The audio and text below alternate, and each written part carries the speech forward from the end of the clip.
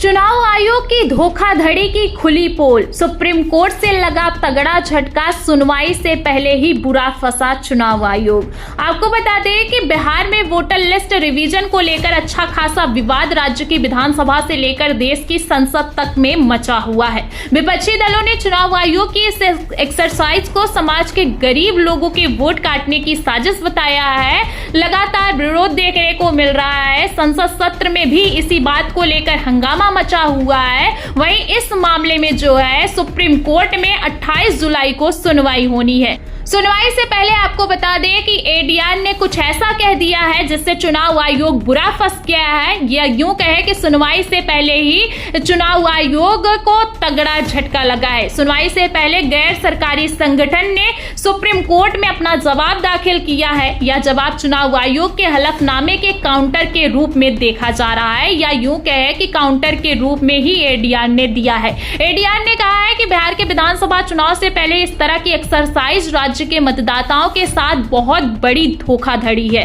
जी हां, एडीआर ने कहा कि चुनाव आयोग की ओर से सुप्रीम कोर्ट में किया गया ये दावा उस वोटर लिस्ट रिवीजन के दौरान मतदाताओं की नागरिकता का वेरिफिकेशन करने का संवैधानिक अधिकार प्राप्त है। ये दावा अदालत के पुराने फैसलों के खिलाफ है। बताना होगा कि एसआईआर के खिलाफ कई राजनीतिक दलों के नेता सुप्रीम कोर्ट पहुंचे थे और एडीआर ने भी इसके विरोध में अदालत में याचिका दायर की थी। आपको बता दें कि सबसे पहले एडीआर ने ही इसके विरोध में याचिका दाखिल की थी, फिर कांग्रेस नेताओं ने भी की थी और अब एडीआर ने जो है सुप्रीम कोर्ट में सुनवाई से पहले ही इसको एसआईआर को बहुत बड़ी धोखाधड़ी बताई है। एडीआर ने अपने जवाब में सुप्रीम कोर्ट के पुराने फैसले लालू बाबू हुसैन बनाम भारत संघ और इंद्रजीत बरुआ बनाम का हवाला दिया। इंद्रजीत बरुआ बनाम ईसीआई के फैसले में सुप्रीम कोर्ट ने कहा था कि वोटर लिस्ट में नाम होना नागरिकता का सबूत है और इसे खारिज करने की स्थिति बनती है तो ये जिम्मेदारी आपत्ति करने वाले की है।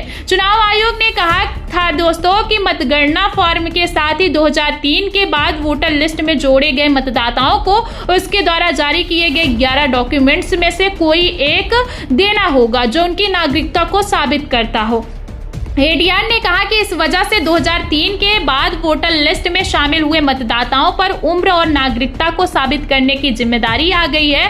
अब चुनाव आयोग को स्पष्ट रूप से बताना होगा कि आधार कार्ड, वोटर आईडी कार्ड और राशन कार्ड को नागरिकता के प्रमाण के तौर पर नहीं माना जाएगा और उसे इस संबंध में सुप्रीम कोर्ट के भी सुझाव को स्वीकार नहीं किया है, ये भी बताना होगा। आयोग का कहना था दोस्तों कि आधार कार्ड, राशन कार्ड या वोटर आईडी कार्ड धोखाधड़ी या गलत डॉक्यूमेंट पेश करके बनाए जा सकते हैं और इसे लेकर एडीआर ने कहा है कि आयोग के द्वारा मांगे गए 11 दस्तावेज भी फर्जी या झूठे दस्तावेजों का इस्तेमाल कर बनाए जा सकते हैं। यानी कि चुनाव आयोग को एडीआर ने जैसे का तैसा जवाब दिया है। आप देख सकते हैं कि एडीआर ने कहा कि बिहार से जो ग्राउंड रिपोर्ट्स मिल रही हैं उनके मुताबिक चुनाव आयोग की ओर से दिए गए दिशा निर्देश का बूथ लेवल अफसर बीएलओ द्वारा उल्लंघन किया जा रहा है। एडीआर के मुताबिक मतगणना फॉर्म की जांच या डॉक्यूमेंट्स के वेरिफिकेशन के लिए कोई स्पष्ट प्रक्रिया नहीं है और इससे जो है इलेक्टोरल रजिस्ट्रेशन ऑफिसर को बेहिसाब ताकत मिल गई है। बताना होगा कि एसआईआर के पहले चरण का काम पूरा हो गया है और इसमें बिहार के करीब 8% मतदाता यानी कि 65 लाख मतदाताओं के नाम वोटर लिस्ट में शामिल नहीं हो पाए। अब सवाल ये खड़ा हो गया है कि क्या ये लोग चुनाव में वोट नहीं डाल पाएंगे। चुनाव आयोग ने कहा है कि 7.23 करोड़ मतदाताओं के फॉर्म मिले हैं जिन्हें मतदाताओं की ड्राफ्ट सूची में शामिल किया जाएगा।